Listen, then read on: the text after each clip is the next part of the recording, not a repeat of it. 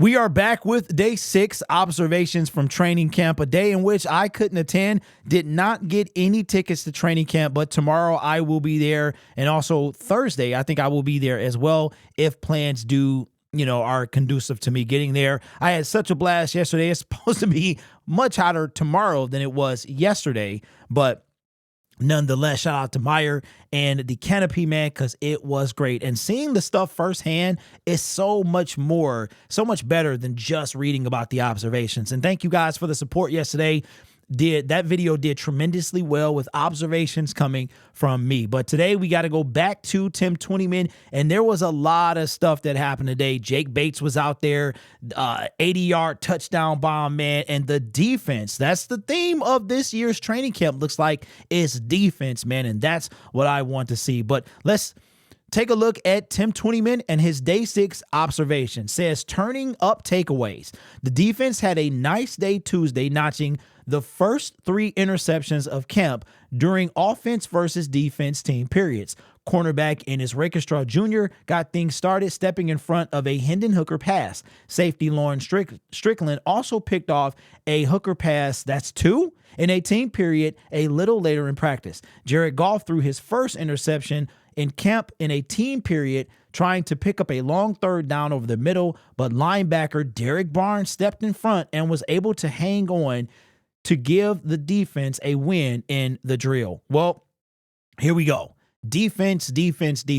Derek Barnes, I told y'all yesterday, he took this personal, and I like it. He's going into a contract year as well. He does not have an extension. He was drafted. Don't forget, Derek Barnes was drafted before Amon-Ra St. Brown, because we took Derek Barnes with our original 4th round pick. Then we traded back up to get Amon-Ra St. Brown like a pick later. So it was Barnes, and then if I'm not mistaken, it was Amon-Ra right after that. So this guy got a little chip on his shoulder. Now, I'll be the first one to eat crow, and it's not about the pick. It's not about the player, it's about the pick. All right. And the lack of a pass rush. I'm going to keep saying that. As a matter of fact, I'm going to get that Pee Wee Herman little word of the day. And every time I say pass rush, I'm going to play that whole thing, because you're going to hear it a lot until I know that we have one. But Ennis Rakestraw, man, that dude is everywhere. He was, putting cats on the ground yesterday. This guy, he's like,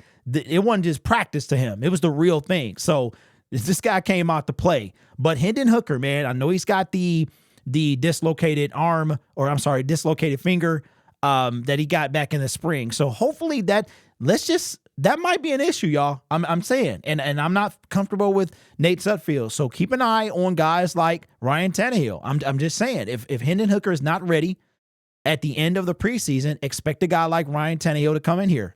Seriously, unless they are super confident in Nate Sudfeld. If you want to pay a backup $4 million, look, Teddy Bridgewater, we gave him $5 million and he sat on the bench all but blowout games. So it is possible for them to bring in a guy like Ryan Tannehill. Jake Bates, how did he do today? I'm kind of bummed. I did not get to see him kick at all yesterday. Just saw him on the sideline. How did he do today? Says Bates watch. Kicker Jake Bates continues to get all the work at place kicker as the only kicker currently on the roster. Bates put into some pressure situations Tuesday, and I had him going 7 for 10, so that's 70% on his field goal tries, and 2 for 2 on extra points. He had makes from 54, 50, 48, 46, 46, 41, and 37 yards. He missed from 60, 54, and 50 yards. So all his misses came after or over 50 yards. Now, for those of you who do not know this, okay, Riley Patterson was waived by the Jacksonville Jaguars yesterday. He should be clearing waivers at the making of this video. I have not heard that he was claimed off waivers by any team. Riley Patterson could be an option to bring in to compete for the kicking position, because I know that they're not just going to give Jake the kicking job. I expect him to win it, but I'm not going to say that it's guaranteed. Also, guess who just became available earlier today? James Turner, the guy that we picked up from Michigan in the UDFA, he was also waived by the Green Bay Packers. So both of the kickers that once played for the Detroit Lions are now available or will be available if they clear waivers. So either one of those guys could come in and wind up coming to compete for that starting job. But Tim goes on, and I'm kind of bummed out, man, because there were no game time situations yesterday. There weren't any type of live play. Like, I missed all the good stuff. So apparently yesterday they might have taken it easy because it was the first day in pads. Today it looks like most of the action happened. But I did see some good stuff yesterday. Here's what he had to say about the offense. Says offensive edge. Practice ended Tuesday with some situational team periods. The first team offense was put in a situation where they were down 30-24 with 51 seconds left at their own 49-yard line with one timeout. The first play was a 22-yard catch by wide receiver, who else? Amon-Ra St. Brown to the 31-yard line and out of bounds to stop the clock. Wide receiver Jamison Williams, so there you go, our number 1 and number 2 receivers, followed that up with a 9-yard grab to the 22-yard line with 39 seconds left. And the use of a timeout. 2 incompletions preceded another Williams catch down to the 8-yard line with 12 seconds left. Goff spiked it to stop the clock, and the next play found St. Brown crossing the field as he beat safety Afitu Melifonwu in front of the pylon for a diving touchdown. So if I'm following this correctly, Amon-Ra St. Brown makes most of the catches and Jamison Williams. So it was the St. Brown J-Mo show. That is what we want to see. We already knew St. Brown going to pick up right where he left off. And it looks like Jamison Williams is claiming his stake as well. So this is absolutely fantastic to know that the offense is going, and I've been saying this all training camp long, that the offense is going to, we've seen the offense increasingly get better year after year after year. We saw how it ended 2022 as we went on that streak. Came out the gate on firing on all cylinders, right? Marvin Jones fumbles against the Kansas City Chiefs, and that's how we started the season. And then we book in with Josh Reynolds dropping a bunch of passes. But in between that, the offense was kicking. So I wouldn't be surprised if the Lions offense could be the best in the NFL. I truly believe that. Even better than those Cowboys. I almost said something else, but I'm trying to be nice today. But the defense. Looks like the defense had the final say, and that's what we want to be. That's what we've been hearing, that the defense has been picking up. Now, we've heard this before. Matter of fact, I think it was 2022. It was the year Aiden was drafted. It was just the defense was owning people, and then they came out and looked like they were in middle school, right? But I believe it to be different this time. Those guys are older. We've got more talent on this team, and I think that things are a little different. But how did this last live period go?